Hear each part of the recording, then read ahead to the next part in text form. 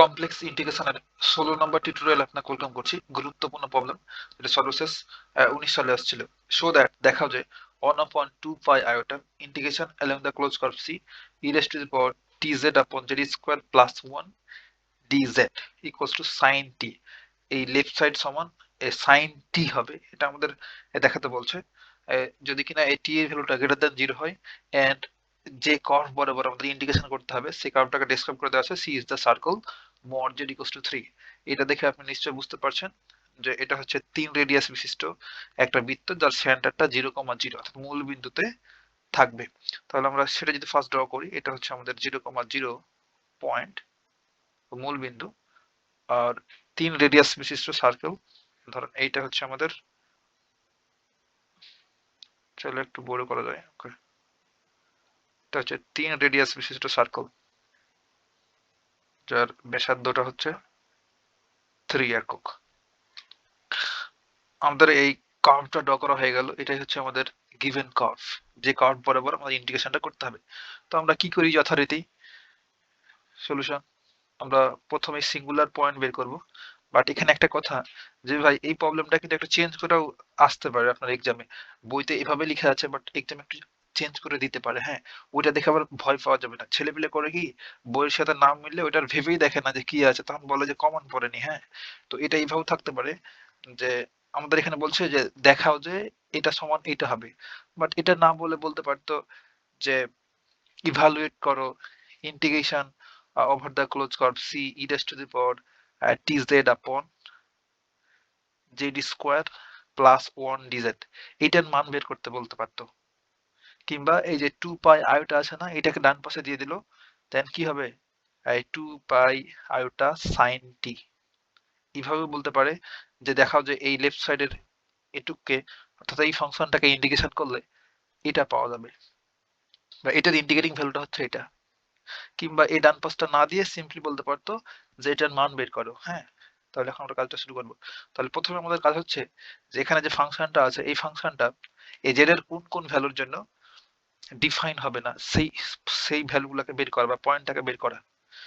তবেই তো আমরা বলতে পারবো যে এটা কসেস ইন্টিগ্রাল থিওরেম ইউজ করবো না কসেস ইন্টিগ্রাল ফর্মুলা ইউজ করবো, তাই না? একদম তাই। তাহলে আমরা লিখবো এখানে আমরা হর সমান 0 ধরি, তাহলে জেড স্কোয়ার প্লাস 1 এটা ইকুয়ালস টু 0 ধরবো সিঙ্গুলার পয়েন্ট গুলোকে বের করার জন্য, ব্যতিক্রমী বিন্দুগুলোকে। তাহলে জেড স্কোয়ার ইকুয়ালস টু কি লিখতে পারবো, -1। তাহলে এই স্কোয়ারটা ওপাশে গেলে রুট হয়ে গেল, তাহলে plus minus under root of -1। আর রুট -1 মানে কি আই স্কোয়ার, ভিতরে -1 মানে কি আই স্কোয়ার না? তাহলে কি লিখতে পারবো, আমরা জানি ভাই যে আই স্কোয়ার ইকুয়ালস টু হচ্ছে -1।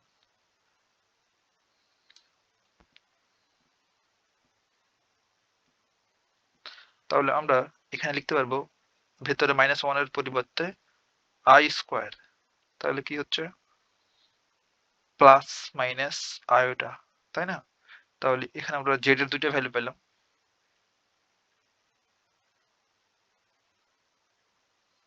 যে জেড ইকুয়ালস টু হচ্ছে একটা প্লাস আয়োটা, আর জেড ইকুয়ালস টু হচ্ছে একটা মাইনাস আয়োটা।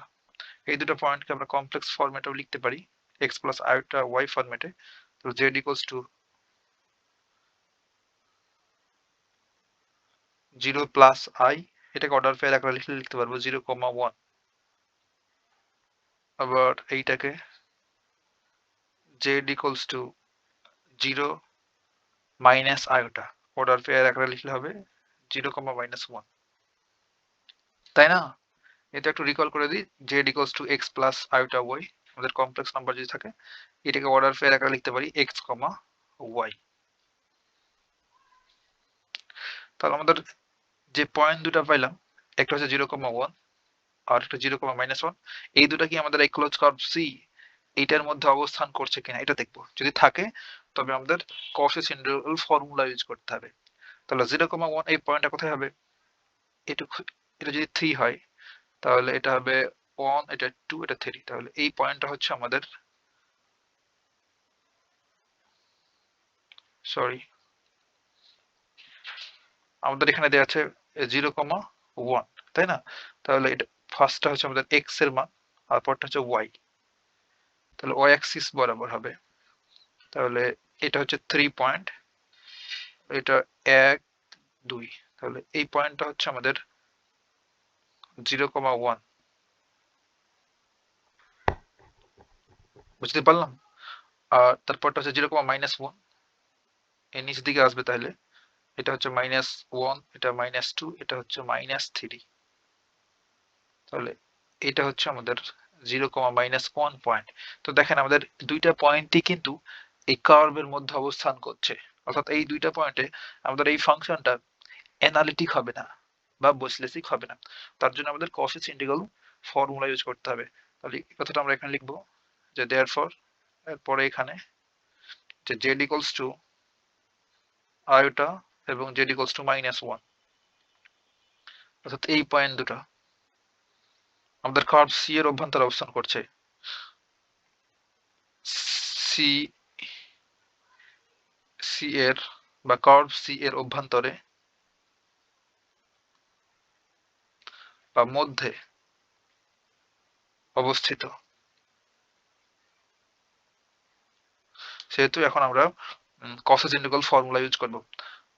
আর এই দেখেন এই জেড স্কোয়ার প্লাস 1, এই দুটো থেকেই তো আমরা এই আয়োটা আর মাইনাস আয়োটা পেলাম, তাই না? তাহলে এটা থাকবে আর উপরে বাকি যা আছে সেটাকে আমরা ধরে নেব এফ অফ জেড ফাংশন। আমরা এসব এখন ভালো মতোই বুঝি। লেট আমরা ধরে নেব F of Z equals two ওইটা ছাড়া বাকি যা পড়ে থাকবে, উপরে পড়ে আছে ইরাস টু দ্য পাওয়ার টিজেড, এইটাকে ধরে নিলাম এফ অফ জেড ফাংশন। তাহলে এখন আমরা যদি এই লেফট সাইডটুকু লিখি তাহলে কি লিখতে পারবো? Integration over the close curve c, আর এই যে e raise to the power tz এটার পরিবর্তে ধরেছি এফ অফ জেড। তাহলে এটা লিখতে পারি চাইলে, না লিখলে কোনো প্রবলেম নাই, ডাইরেক্ট এটা লিখে দিতে পারেন। অর্থাৎ আমরা এই ইন্টিগ্রেশনটুকু করবো, এটুকু ইন্টিগ্রেশন করা লাগবে। আর এটা তো কনস্ট্যান্ট ভ্যালু ভাই, এটা ডান পাশে দিয়ে দিলাম কিংবা এই পাশে পড়ে থাকলে কোনো ম্যাটার নেই, এইটুকুর ইন্টিগ্রেশন করতে হবে। তাহলে এই e raise to the power tz এটা পরিবর্তে এফ অফ জেড ধরলাম, আর নিচে পড়ে আছে z square plus 1 then dz, এটা ইন্টিগ্রেশন করতে হবে। আর আমাদের জানা ফর্মুলাটা কি? Cauchy's integral formula, integration over the close curve C F of Z upon z minus a dz equals to হচ্ছে 2 pi iota f of a. এটা হচ্ছে ফর্মুলাটা, তাই না? অর্থাৎ এইটুকুর ইন্টিগ্রেশনের ভ্যালু হচ্ছে এইটুক। তাহলে আমাদের এই ফরম্যাটটা নিয়ে আসতে হবে। বাট এখানে কি আছে? Z square plus 1। তাহলে এটা কাহিনী করে একটু নিয়ে আসতে হবে ওই ফরম্যাটটাতে। তাহলে এটা ইকুয়ালস টু আমরা লিখবো integration over the close curve C, উপরে এফ অফ জেডটা জায়গায় থাকলো, নিচে জেড স্কোয়ার থাকলো, আর এই প্লাস 1 আছে না, এটাকে এমন করে লিখতে পারি যে মাইনাস আই স্কোয়ার। দেখেন এই যে আই স্কোয়ার মানে -1 আর মাইনাস মাইনাসে প্লাস, আগেরটাই ফিরে থাকে এই যে জেড। এখন নিচে a স্কোয়ার মাইনাস বি স্কোয়ারের formula, integration of the close curve C উপরে এফ অফ জেড আপন এটা হচ্ছে a প্লাস বি অর্থাৎ Z plus I into Z minus I D Z. বাকি কাজটুকু আমরা নেক্সট পেজে করবো। আমাদের কি ছিল? আমাদের লেফট সাইডে ছিল integration over the close curve C, এই পেজটাতে একটু লিখি এটা, তবে বুঝতে সুবিধা হবে। লেফট সাইডে ছিল এটা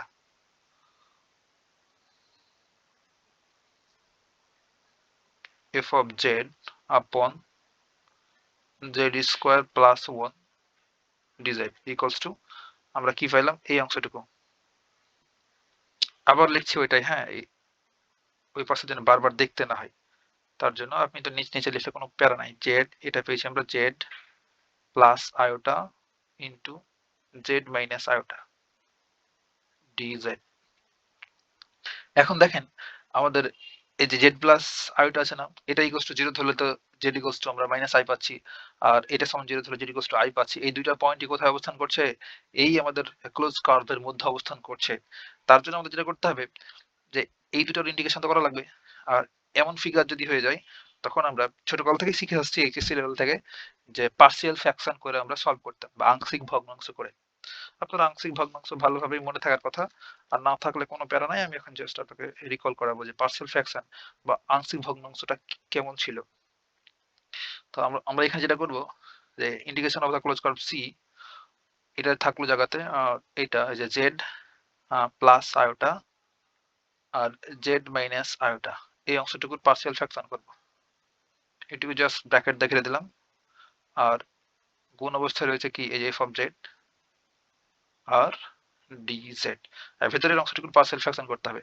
আর পার্সিয়াল ফ্র্যাকশন করার জন্য আমরা কভার আপ রুল বা থাম রুলটা ইউজ করব। কিভাবে এটা কাজ করে একটু, এটা হচ্ছে কভার আপ রুল, মনে রাখতে পারেন কভার আপ রুল বা থাম রুল। জন্য আমরা এই প্রথমে পার্সিয়াল ফ্র্যাকশনটুকু লিখবো যে জেড প্লাস আয়োটা আপন জেড মাইনাস আয়োটা।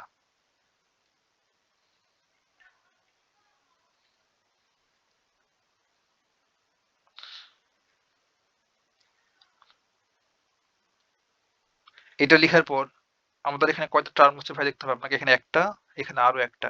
তখন আপনার কাজ হচ্ছে যে ইকুয়াল সাইন দিয়ে দুইটা এমন করে দাগ টানা, দেন প্লাস সাইন দিয়ে আরো একটা দাগ টানা।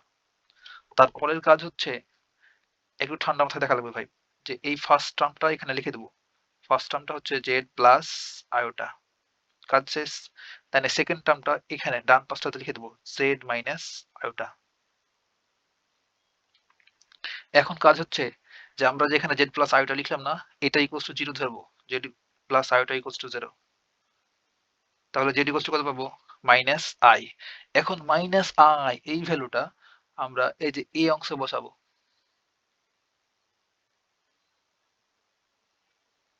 দেখেন আমরা ফার্স্ট এই টার্মটা এখানে বসিয়েছি, আর এটা তো পড়ে আছে তাই না। তাহলে এখন এই জায়গাতে এটা সমান জিরো ধরে পেয়েছি মাইনাস আই, এই মাইনাস আইটা এখানে বসাবো। তাহলে জেড এর জায়গাতে যদি মাইনাস আই বসাই তো কি হবে, মাইনাস আই আর মাইনাস আই, তাহলে মাইনাস দুইটা আই। তাহলে এই পোর্শনটাতে এখন আমরা লিখে দেবো মাইনাস টু আই। একই সাথে যদি ওপরে জেড এর কোনো টার্ম থাকতো তো সেখানেও মাইনাস আই বসাতাম, তো বাট ওপরে কিছু নাই, সিম্পলি ওয়ান আছে, তার জন্য ওয়ানটা জায়গায় থেকে গেল। এবার এটার জন্য আবার এই অংশটুকু সমান জিরো ধরতে হবে। তাহলে Z minus iota equals to নিলাম জিরো। তাহলে এটা ইমপ্লাই করছে জেড ইকুয়ালস টু আয়োটা, তাই না। এখন আমরা এই যে এই অংশটুকু তো এখানে বসায় রাখছি, আর বাকি যেটা পড়ে আছে এইটা, এটার জেডের জায়গাতে এই আইটা পুট করব। তাহলে এখানে আই বসালে কি হবে, আই প্লাস আই, দুইটা আই। এই দুইটা আইকে আমাদের নিয়ে যে এখানে বসাতে হবে। আর একইভাবে যদি এখানে উপরে জেড থাকতো তো জেড এর পোর্শন আমরা আই পুট করতাম, যদি কিচ্ছু নাই সিম্পলি ওয়ান। বুঝতে পারলাম। এখন দেখেন তো ভাই, যে এই যে এই মাইনাস টু আই যখন এর সাথে গুণ করবো তখন সামনে একটা মাইনাস চলে আসবে না। আর এটা হচ্ছে পজিটিভ টার্ম, তাহলে এই ধনাত্মকটা ফার্স্ট লিখছি আর কি, এই টার্মটা প্রথমে লিখছি। তাহলে two I into Z minus iota. আর এই মাইনাস এটার সাথে গুণ করলে তো মাইনাস হয়ে যাচ্ছে, তো এই মাইনাসটা এখানে দিয়ে দিলাম। তা one upon two I into Z plus iota, এটাই হচ্ছে পার্শিয়াল ফ্র্যাকশন। আমরা থাম্ব রুল বা কভার আপ রুলের মাধ্যমে লিখে ফেললাম। দেখেন এই অংশটুকু কিন্তু ইন্টিগ্রেশন করা যেত না, কঠিন কাজ, এটা ইন্টিগ্রেশন করা যেত না। বাট আমরা এটাকে যখন পার্সিয়াল ফ্র্যাকশনে রূপান্তর করে ফেললাম, তখন এই অংশটুকু আমরা ইজিলি ইন্টিগ্রেশন করে ফেলতে পারবো। তাহলে এই টোটাল এই ভেতরে অংশটুকু সমান আমরা কি লিখতে পারবো, integration over the close curve c one upon two i z minus iota plus, sorry minus, one upon two I into Z plus iota. এই দুটোর সাথে গুণ অবস্থা ছিল এফ অফ জেড ডিজেড। এখন যেহেতু গুণ অবস্থায় রয়েছে সেহেতু সবগুলোকে আলাদা করে ফেলতে পারি। তাহলে যখন আলাদা করবো তখন দেখেন তো ভাই, এই যে এখানে যে two I one upon two এটা কনস্ট্যান্ট ভ্যালু না, এখানে one upon two I constant value, সেহেতু এই ইন্টিগ্রেশনের বাইরে নিয়ে চলে আসলাম, এটা one upon two i. Then integration over the close curve c, আর এখানে পড়ে থাকলো one upon z minus iota. আর উপরে এফ অফ জেডটা লিখে দিলে ভালো, এই যে এফ অফ জেডটাও তো কোন অবস্থায় রয়েছে, তাহলে F of Z upon z minus iota, আর এই ডিজেডটা দিয়ে দিলাম। দেন এই মাইনাস সাইনটা দিলাম। এখানে একইভাবে ওয়ান আপন টু আই, এটা তো কনস্ট্যান্ট জায়গায় পড়ে থেকে গেল। আর integration of the close curve C, এটা তো কোন অবস্থায় রয়েছে। আর এফ অফ জেডটা গুণ উপরে দিয়ে দিলাম F of Z upon Z plus iota. But এটাকে আমরা তো ফর্মুলা ইউজ করবো, কসেসিনিকল ফর্মুলা, তার জন্য এই প্লাস আই এটাকে কাহিনী করে লিখতে পারি মাইনাস মাইনাস আই, আমাদের সূত্র মেলানোর জন্য। হ্যাঁ, কারণ আমাদের ফর্মুলাতে মাইনাস থাকে। দেখেন একটু দেখাই, integration of the close curve C F of Z Z এই যে মাইনাস এ ডিজেড, এই যেখানে মাইনাস এ আছে না, তার জন্য আমরা এই যে জেড প্লাস আইওটা এটাকে মাইনাস আই তৈরি করলাম, মাইনাস মাইনাস প্লাস আগেটাই থাকে, দেন এটার ইন্ডিকেশনটা হচ্ছে 2 পাই আইওটা এফ অফ এ, তাই না? একদম তাই। তাহলে এখানে এই ডিজেডটা থাকলো। এখন আমরা জাস্ট কসেস ইন্টিগ্রাল ফর্মুলা এটা ইউজ করে ফেলবো। তাহলে কি হবে, 1/2i জায়গায় থাকলো, আর ওটা এই অংশটুকু সমান কি লিখতে পারবো, 2 পাই আইওটা এফ অফ এ বলতে এখানে হচ্ছে I, minus 1/2i into 2 pi I F of এখানে এ বলতে হচ্ছে মাইনাস আই। এখন আমাদের এই এফ অফ আই আর এফ অফ মাইনাস আই এর ভ্যালু লাগবে। আমাদের ফাংশনটা কোথায় ছিল সেখানে যাব, আমাদের ফাংশনটা ছিল এখানে লেখা, তাই না? তাহলে এই কাজটুকু, এই ফাংশনটাকে ওই পাশে নিয়ে গিয়ে একটু কাজ করি। তাহলে এই ফাংশনে আমাদের এফ এর জেড এর জায়গাতে একবার আই বসাতে হবে, একবার মাইনাস আই বসাতে হবে। তাহলে ওখানে একটু জায়গা থাকলে করা ভালো হতো, বাট আপনি এখানে আমরা করে ফেলি। এই পাঁচটাতে লিখছি, আমাদের ফাংশনটা ছিল F of Z equals to E raise to the power T Z, তাই না? আপনি এই যে এখানে একটু জায়গায় রাখবেন, দেন নিচে নিচে লিখবেন, এই ভ্যালু দুটো বের করে রাখতে পারেন। তার ই রেজ টু দি পাওয়ার, কিংবা এখন পরে করলেও হবে, যে F of Z equals to E raise to the power T Z. তাহলে যদি এখানে আই বসাই, কিংবা রাফ করছি এটা, তাহলে ই রেজ টু দি পাওয়ার কি হবে, আই টি, জেড এর পোরশন আমরা আই পুট করলাম, এখন যদি জেড এর পোরশনে মাইনাস আই পুট করি এটার জন্য, তখন কি হবে, e raise to the power minus i t. তাহলে এটা এখানে বসাবো আর কি। তাহলে দেখেন তো, আর এই যে এখানে এখানে আই, এখানে আই মোকাবেলা, এখানে টু, এখানে টু মোকাবেলা, একইভাবে এখানে টু, এখানে টু মোকাবেলা, এখানে আই মোকাবেলা। তাহলে এখানে কি পড়ে থাকছে, এইখানে পড়ে থাকছে simply pi f of i minus pi f of minus I, আর পাই জায়গায় থাকলো, আর এফ অফ আই সমান কি পাইলাম, e raise to the power iota t, minus pi জায়গায় থাকলো e raise to the power minus iota t. এই যে দেখেন এখান থেকে বসালাম। এখন এই দুইটা টার্ম থেকে আমরা চাইলে পাইটাকে কমন নিয়ে ফেলতে পারি, e raise to the power i t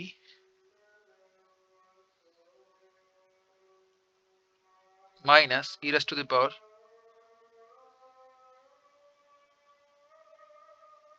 minus i t. আর ছোটকালের জানা ফর্মুলা, অর্থাৎ অয়েলার্স ফর্মুলাটা আমরা জানি প্রত্যেকে, e raise to the power i theta equals to হচ্ছে cos theta plus iota sine theta, তাই না? তাহলে আমরা e raise to the power i t সমান কি লিখতে পারবো, কস টি, থিটার জায়গাতে জাস্ট টি লেখা, প্লাস আইওটা সাইন টি। আবার জানতাম e raise to the power minus i theta সমান cos theta minus iota sine theta. তাহলে এক্ষেত্রে e raise to the power minus iota t সমান লিখতে পারবো কস টি মাইনাস আইওটা সাইন টি।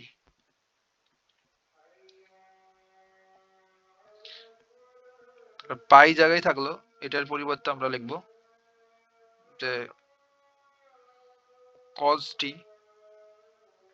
প্লাস আয়োটা সাইন টি, আর এই মাইনাসটা জায়গায় থাকলো, আর এটুকুর ভ্যালু হচ্ছে cos t minus iota sine টি।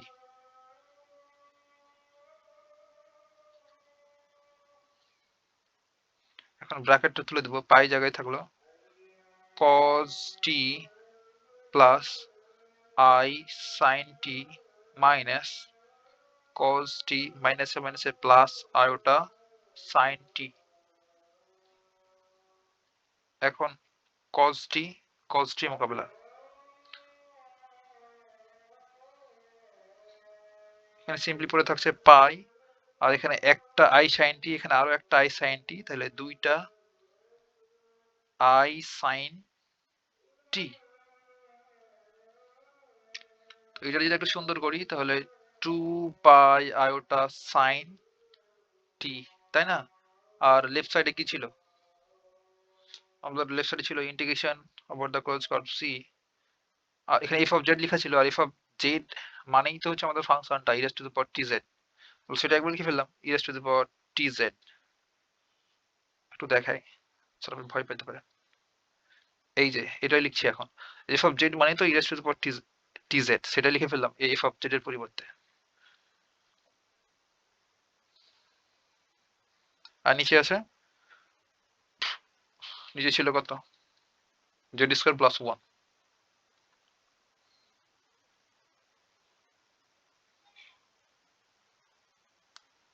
Z square plus one d z. আর আমরা যদি একেবারে প্রবলেমটাতে যেভাবে দেওয়া আছে সেটা প্রমাণ করতে চাই, তাহলে ভেরি সিম্পল, দেয়ারফর আমরা এখন এই অংশটুকুকে লেফট সাইডে পার করে দেবো। বাম পাশে নিয়ে আসলে কি হয়, 1/2 iota integration over the close curve C E raise to the power t z upon z square plus one dz equals to ডান পাশটাতে সাইন জেড। এটাই দেখাতে বলছিল সুড। That's it. বাট এই প্রবলেমটা থেকে একটা শেখার জিনিস ভাই, যখনই দেখবেন যে আমাদের একাধিক সিঙ্গুলার পয়েন্ট পাচ্ছি, আমরা এর আগে যতগুলো প্রবলেম সলভ করেছি প্রতিটাতে জাস্ট একটা সিঙ্গুলার পয়েন্ট ছিল। বাট যদি একাধিক সিঙ্গুলার পয়েন্ট থাকে, এখানে দুইটা রয়েছে, তিনটেও থাকতে পারে, তখন আপনার কাছে হচ্ছে যে এই পার্সিয়াল ফ্র্যাকশন করা, পার্সিয়াল ফ্র্যাকশন করার পরে ইন্টিগ্রেশনটা করা, তাছাড়া কিন্তু ইন্টিগ্রেশনটা হবে না। হ্যাঁ, আর পার্সিয়াল ফ্র্যাকশন কিভাবে করবেন, এই কভার আপ রুল ইউজ করে করবেন। এখানে দুইটা ছিল তার জন্য দুইটা লিখলাম, দিয়েছিলাম দাগ, যেমন করে করলাম। তিনটা থাকলে তিনটা দেবেন, চারটা থাকলে চারটা দেবেন। এই কভার আপ রুল করলেই কিন্তু সবগুলো প্রবলেম সলভ হয়ে যাবে।